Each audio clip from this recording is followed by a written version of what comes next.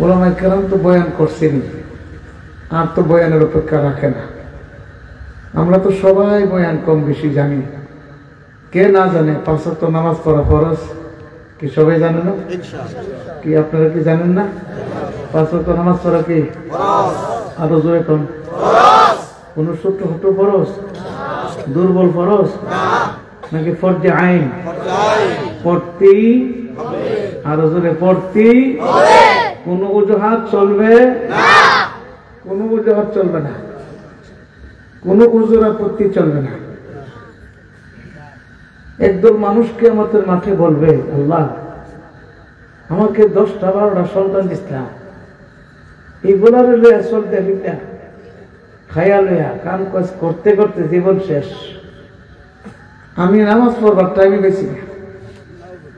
তখন রব্বুল আলামিন ইয়াকুব আলাইহিস সালামকে তার সামনে পেশ করবে। ওরা বলবে, এ নবী ইয়াকুব, তোমার সন্তান কয়টা ছিল? বলবে, আমার তো সন্তান ছিল 12টা। আমার ইয়াকুবের সন্তান 12টা ছিল, একটা সন্তান তোমার 10টা সন্তান, 11টা সন্তান। তুমি নামাজ পড়তে পারছো না, সময় পাইছো না, জীবন শেষ। আমার ইয়াকুব নবীর যে কঠিন পরীক্ষা দিছে, হ্যাঁ তুমি দিছো? চুপচাপ, কোনো কথা চলবে না। এই সন্তান হারানোর ব্যথা যারা সন্তান হারাইছে তারা বোঝে। হ্যাঁ, কথা কই না? ইউসুফ আলাইহিস সালামকে হারাইছি না? হ্যাঁ, সব বাইরে মিল্লা কুয়ার মধ্যে দিল ফালাইয়া, কুয়াত ফালাইয়া গিয়ে কি দিছে যে বাঘে খাইয়া নিছে।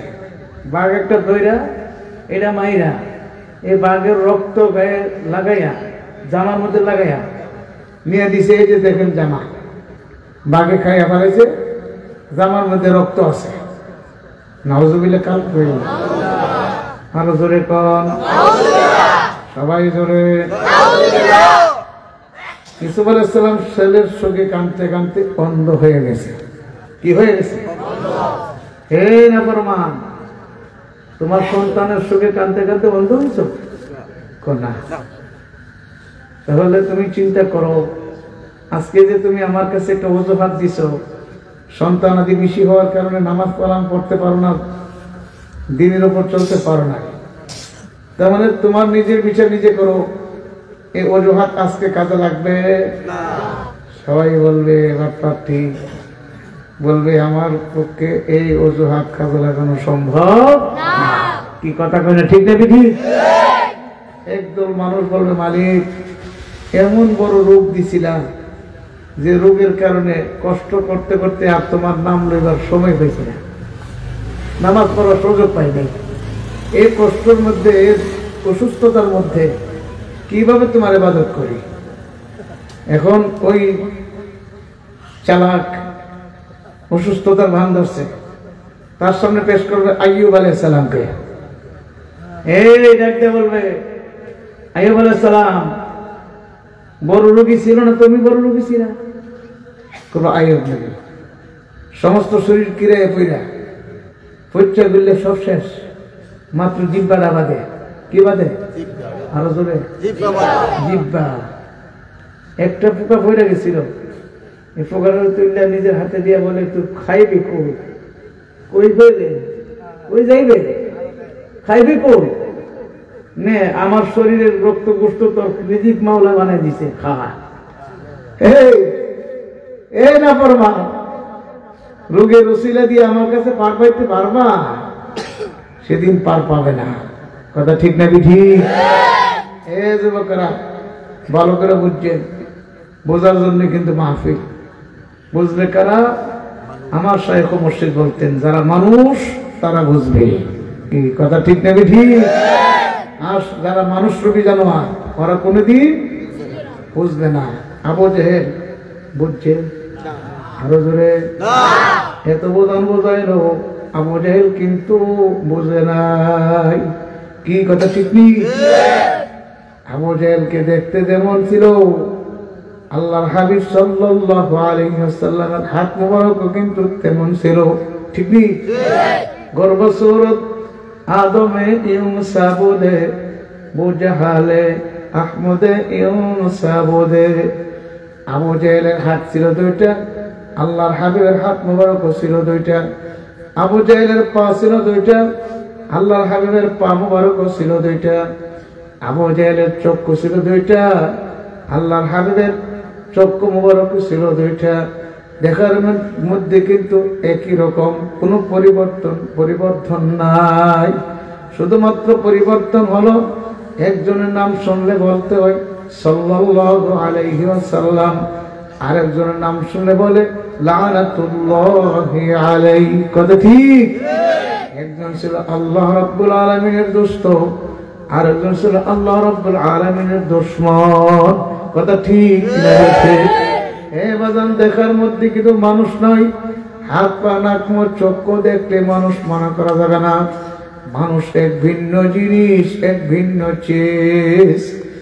যে ব্যক্তি আমার মালিকের চিনতে পারবে, আমার মালিকের নির্দেশ মোতাবেক চলতে পারবে, আল্লাহর হাবিবের তরিকা অনুযায়ী নিজের জীবনটাকে পরিচালিত করতে পারবে, ওই ব্যক্তিকে বলা হয় মানুষ। আর যে ব্যক্তি আমার মালিককে চিনবে না, আমার মালিকের পরিচয় পাইবে না, আমার মালিকের নির্দেশিত পথে চলতে পারবে না, আল্লাহর হাবিবের তরিকা অনুযায়ী চলতে পারবে না, এটা মানুষের স্বরূপ, আসলে কিন্তু মানুষ নয়। কথা ঠিক নেবে ঠিক? এ আমার যুবক বাবারা, মুরব্বী বাবারা, হে পর্দার আড়ালে আমার মা বোনেরা, রাগ করেন না, গোসা করেন না। আমার কথা আমি বলি না, আমার মাওলা পাকের কথা শুনাইয়া থইয়া যায়। উলাইকা হুম খায়রুল বারিয়া, ওই সমস্ত মানুষগুলো, এমনকি সাধারণ মানুষগুলো সাধারণ ফেরেশতার চেয়েও দামি। জোরগুন সুবহানাল্লাহ। বাজান, এই মানুষগুলো কোন মানুষ? যে মানুষগুলো আমার মাওলাকে চিনলো, মাওলার পরিচয় নিতে পারলো, আমার মাওলাকে, আমার মালিককে, জোরে বলেন কে? আমার মাওলার পরিচয় নাও, তারপর আমার মাওলার কবরে যাও। যে ব্যক্তি আমার মালিকের পরিচয় পাইলো, সেই অনুপাতে জীবনটাকে গঠন করতে পারলো, ওই ব্যক্তি সাধারণ ফেরেশতার চেয়েও দামি। জোরগুন সুবহানাল্লাহ। উলাইকা হুম শাররুল বারিয়া, ওই মানুষগুলো কুত্তা শ্রীগাল শহরের চেয়েও আরো নিকৃষ্ট। জোরগুন নাউযুবিল্লাহ। ওই মানুষগুলো কোন মানুষ? যে মানুষগুলো আমার মালিকের পরিচয় পাই নাই, আমার মালিকের চিনে নাই, নবীর তরিকা অনুযায়ী চলতে পারে নাই, নিজের জীবনকে সুন্নত তরিকায় গঠন করতে পারে নাই, শয়তানের পদাঙ্ক অনুসরণ করিয়া, শয়তানের ধোঁকায় পড়িয়া নিজের জীবনকে ধ্বংস করে ফেলাইছে, ওইগুলো মানুষ রূপে জানোয়ার। কথা ঠিক নেবে ঠিক? এ আমার বাজানারা, আজকে ভালো করে বুঝিয়া চিন্তা করে তারপর কিন্তু বাড়িতে যাওয়া লাগবে। বাজান, মোনাজাতের পরে যার যার বাড়ি চলে যাব, সবাই বিদায় হয়ে যাব, কেউ এখানে থাকবো না। কিন্তু সকলের জন্য বিদায় তো হবই হব। কি নিয়ে বিদায় হবো রে বাবা? আল্লাহু আকবার। কারো জন্য সাময়িক বিদায়, কারো জন্য চির বিদায়। কি নিয়ে বিদায় হব, কি নিয়ে রওনা করলাম, চিন্তার বিষয় বাজান। এই ব্যক্তি আমার মালিকের চিনলো, কি নিয়ে কবর রওনা করলো, চিন্তা করে কবরে কামাই করতে পারলো, ওই ব্যক্তি মৃত্যুর বিছানায় আসার পরে সঙ্গে সঙ্গে মতের বিছানায় যখন পয়রা যাবে, স্বপ্নের মতো দেখতে পারবে আমার মালিক যে জান্নাত তার জন্য বানাইছে, ওই জান্নাতের দরজাগুলো ঠাস ঠাস করে খুলে গেছে। সুবহানাল্লাহ। জান্নাত দেখে অন্তরটা জুড়ে যাবে, আর বলবে আমার মালিক কই, আমার মাওলা কই, কোথায় গেলে পাবো আমার মাওলাকে, কোথায় গেলে পাবো আমার মালিকের?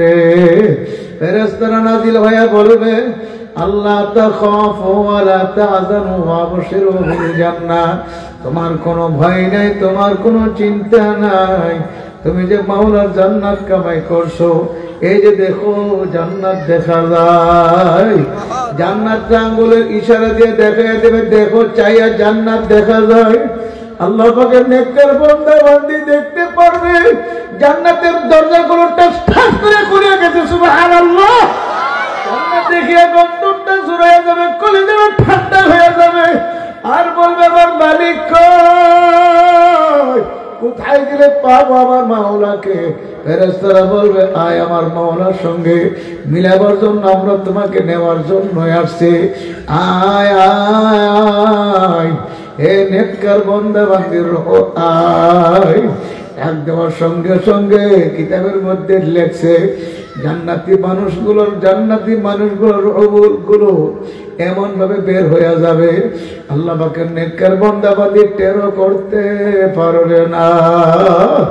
কিভাবে রূহরা বিদায় হলো টেরও করতে পারবে না। আল্লাহ আজরাইল রেশমি রুমাল দিয়ে প্যাকেট করে জান্নাতে নিয়ে যাইবে। যখন জান্নাতে রওনা করবে, জান্নাতের প্রত্যেকটা দরজার সামনে ফেরেশতারা আহলান সাহলান মারহাবা দিতে থাকবে, ফেরেশতারা স্বাগত জানাবে, ইস্তেকবাল দিতে থাকবে, ফেরেশতারা ইস্তেকবাল দিয়ে জান্নাতে পৌঁছায় দিবে। সবাই বলেন সুবহানাল্লাহ। আমার মাওলার জান্নাত পাবে কারা? ইন্নাল্লাযীনা আমানু ওয়া আমিলুস সালিহাতি কানাত লাহুম জান্নাতুল ফিরদাউসি নুজুলা। যারা ঈমান আনার পরে নেক আমল করতে পারবে তারা আমার মাওলার জান্নাতুল ফিরদাউসের মালিক হয়ে যাবে। যেরকম সুবহানাল্লাহ। জান্নাতুল ফিরদাউস সবচেয়ে বড় জান্নাত, যাকে একবার জান্নাতের ভিতরে ঢোকানো হবে আর কোনদিন বাহির করা হবে না।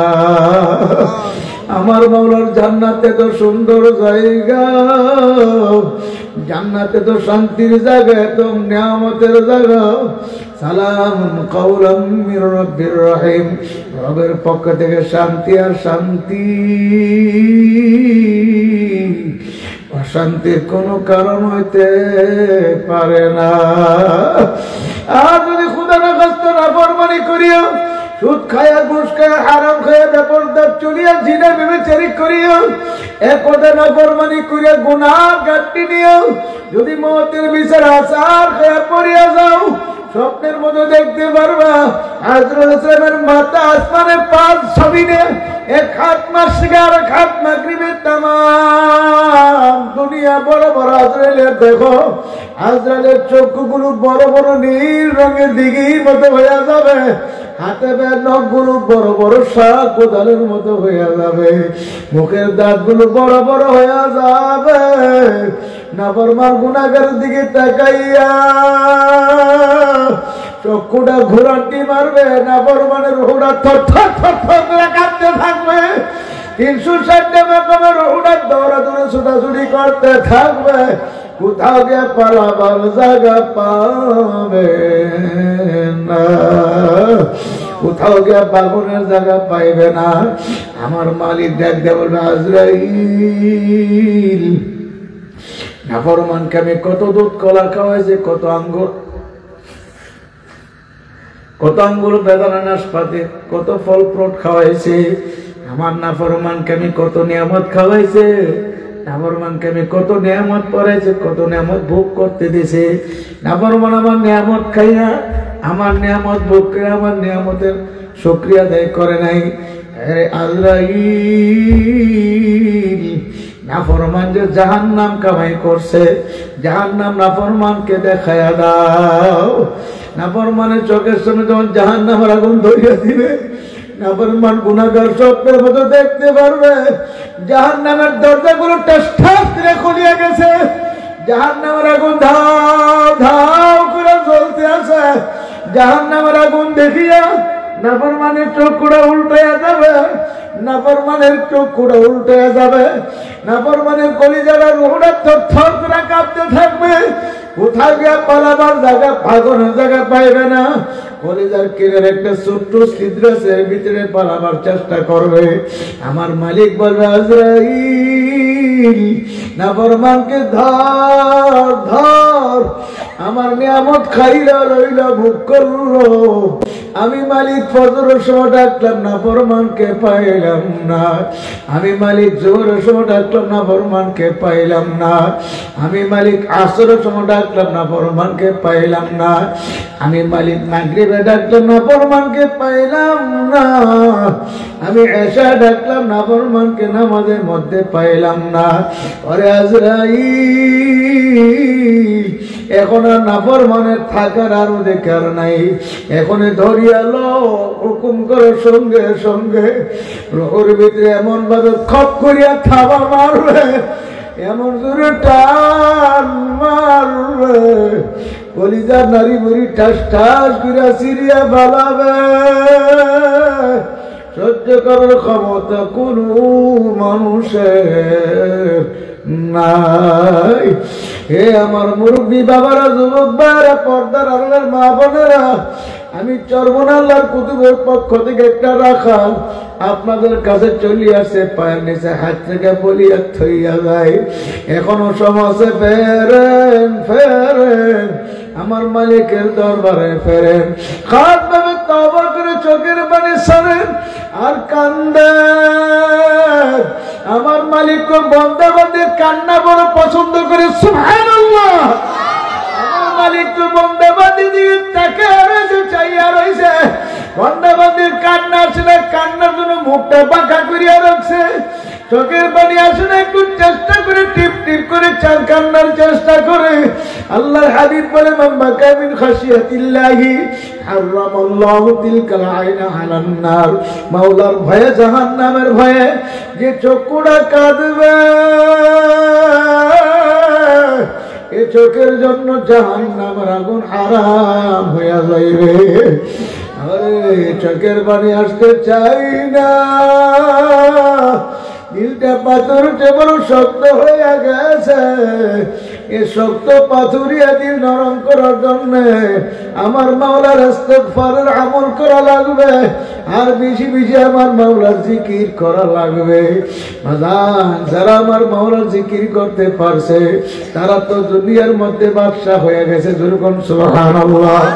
রশিদ আহমদ গঙ্গি রহমাতুল্লাহ জিকির করছে, বাদশা হয়ে গেছে। এটা কেমন বাদশা? আখিরাতের বাদশা। দুনিয়ার বাদশাকে বাদশা বলে না, আখিরাতের বাদশাকে বাদশা বলে।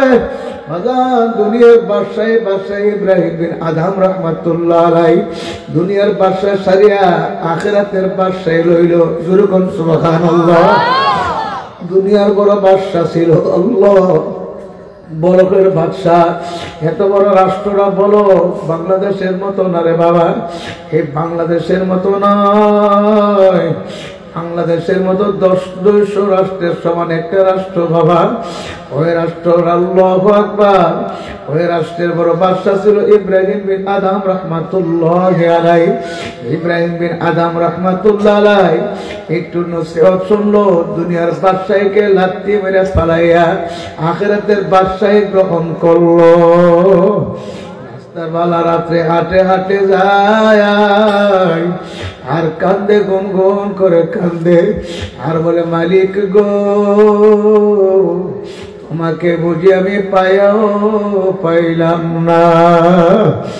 একদিন বাদশা আল্লাহু আকবার, রাজা আল্লাহু আকবার, বাদশার উজিরেরা একদিন মন্ত্রীরা চিন্তা করলো, পরামর্শ করলো, আমাদের বাদশাদের রাতের গভীরে বাদশায় ছাইরা চলে গেল, একটু তালাশ করে কোথায় আছে দেখতে যায় আসো। সবাই তালাশ করতে করতে নদীর পার দিয়ে হাঁটতে আসে, তাকায় দেখে বাদশা ইব্রাহিম বিন আদম রাহমাতুল্লাহ আলাইহি নদীর ঘাটে বসে বসে সিরা জামা সেলাই করতে আছে। একজন ডাক দিয়ে বলো, রে বাদশা, দুনিয়ার বাদশাহ সারিয়া দিয়া সিরা জামার মধ্যে কি মজা পাইলেন? তখন একটা সই ছিল হাতের মধ্যে, সইটা ঢিল মারা নদীর মধ্যে নিক্ষেপ করলো আর বলো, রে আমার উজির নাজিরা দেখো, আমার মালিক আমার কোন জগতের বাদশা বানাইছে। তখন ডাক দে বলো, রে নদীর মাছ, আমার সইটা আমার হাতে আনিয়া দাও। সঙ্গে সঙ্গে হাজার হাজার মাছ স্বর্ণের সই নিয়ে হাজির হয়ে গেল। সবাই বলেন সুবহানাল্লাহ। তখন ডাকতে বলে আমি স্বর্ণের সয় চাই না, আমি আমার অরিজিনাল সুতা লাগানো, আমার অরিজিনাল সুতা লাগানো সয়টা আমি চাই। তখন একটা ছোট্ট মাছ, বড় কোনো মাছ নয়, ছোট একটা মাছ সয়টা মুখের মধ্যে ঠোঁটের মধ্যে লাগাইয়া আল্লাহর বান্দা ইব্রাহিম বিন আদহাম রাহমাতুল্লাহ আলাইহির দরবারে হাজির হয়ে গেল। আর বলো রে ইব্রাহিম বিন আদহাম, এই যে ধরো তোমার সুতা লাগানো সই, সুতা লাগানো সইটা হাতের মধ্যে লইয়া ডাকতে বলো, আমার ওজির নাজিরেরা তাকায়া দেখো, আমি দুনিয়ার বাদশায় ছাড়ার কারণে আমার মালিক আমার কোন জগতের বাদশা বানাইছে। যেরকম সুবহানাল্লাহ। আজকে ব্যবসার মধ্যে মজা পাই, চাকরির মধ্যে মজা পাইয়া, আজকে দুনিয়ার রং ঢঙ্গের মধ্যে মজা পাইয়া, আজকে দুনিয়ার বিল্ডিং এর অট্টালিকার মধ্যে মজা পাইয়া আমার মালিকের ভুলিয়া গেছ। আমি হাতে পায়ে ধরিয়া বলিয়া আমার মাওলার দরবারে ফিরিয়া, যদি আমার মাওলার দরবারে ফিরার মতো ফিরতে পারো, মাপ চাওয়ার মতো চাইতে পারো, আমার আল্লাহকে আল্লাহ বলে ডাকতে, আল্লাহ আল্লাহ আল্লাহ বলে ডাক দেওয়ার মতো দিতে পারো, আমার মাওলার আরশে আজিমের কিনারে আমার মাওলা একটা নূরের খুঁটি বানায় রাখছে। সুবহানাল্লাহ। আল্লাহকে বান্দা আল্লাহ করে ডাক দিবে, আর নূরের খুঁটিটা থরথর থরথর করে কাঁপতে থাকে। ডাকতে বলে, হে খুঁটি কাঁপোস কেন? খুঁটি বলে, আমি তো কাঁপি না, আমার কাঁপাই। ও খুঁটি তোরে আবার কে কাঁপাই রে? ও দেখো না পাঁচজনার পাশে বৈশা বৈশা তোমার বন্দারা আল্লাহ আল্লাহ বলে ডাকে গো। আল্লাহ, তোমার বন্দাদের আল্লাহ নামে জিকির আমার গায়ে টাস টাস করে বাড়ি লাগে। এই বাড়ি লেগে আমি সহ্য করতে পারি না, আমি সহ্য করতে পারি না, আমার গায়ে বাড়ি লাগলে আমি কাঁপতে থাকি। ওরে খুঁটি কাঁপা বন্ধ কর। বলে, আমি বন্ধ করব, শর্ত আছে। এর কি শর্ত? শর্ত হইল যারা তোমাকে আল্লাহু আকবার আল্লাহ আল্লাহ কে ডাকে গো, তোমার ডাকিয়া বন্দাকে মাফ না করলে আমি করিও থামবো না। আল্লাহ আল্লাহ। আমার মালিক বলে, যা যা, আমি আমার বন্দাদেরকে মাফ করে দিলাম, তো থামিয়া যা। ও খুঁড়ি, তুই যদি না থামস রে, আমার আরশটা তো থর থর করে কাঁপে। ওরে খুঁড়ি, তুই যদি না থামস রে, আমার কুদ্র তুই কলিজাটা থর থর করে কাঁপে রে। আমি তখন আমার বন্দারে মাফ করিয়া দিলাম, মাফ করিয়া দিলাম, মাফ করিয়া দিলাম। সুবহানাল্লাহ। এ বাবারা, কোথায় যাইবা? কার দরবারে যাইবা? আমার মালিকের দরবার ছাড়া কোন দরবার নাই, আমার মালিকের দুয়ার ছাড়া কোন দুয়ার নাই। কোথায় যাইবা? আল্লাহ আল্লাহ। আমার আপনার উপর তো নির্যাতন হয় না, কোনো নিপীড়ন হয় না, কোনো জেল জুলুম হয় না। আরে বেলালে হাফসি রাদিয়াল্লাহু তাআলা আনহুর উপরে কত নির্যাতন চললো। উত্তপ্ত গরম বালির উপরে চিৎ করে শোয়াইয়া, পাথর দিয়ে বুকে চাপা দিয়া, দরিয়া রশি দিয়া টানতে লাগলো মরুভূমির বালুতে। শরীরের চামড়া খসিয়া খসিয়া রক্তগুলো ডাকতে বলে গেলে, এখনো সমাজে কালিমা সাইরা দে বেলাল। বেলাল বলে, না না না, জীবন থাকতে কালিমা ছাড়বো না। আমার মাওলা আল্লাহু আকবার, আহাদ আহাদ আমার আল্লাহ। এ বেলাল, এখনো সমাজে কালিমা সাইরা দে। বেলাল কালিমা ছাড়ে না। রশির ওপর মাথায় ঘোড়ার পায়ে বান্ধা ঘোড়া দৌড়াইতে লাগলো। বেলাল ডানে বাড়ি খায়, বেলাল বামে বাড়ি খায়। আরে যেন বেলাল কবরে রওনা করছে, মরিয়া যাবে। আল্লাহ আল্লাহ নবীর সাহাবী আবু বকর সিদ্দিক দেখে বেলাল যেন আর বাঁচবে না। ডাক্তার বলে, তোমরা বেলালকে আর মাইরো না, আর মাইরো না, আর মাইরো না, আমার কাছে বিক্রি করে দাও। তোমরা যা চাইবা তা দিব, তোমার আর বেলালকে মাইরো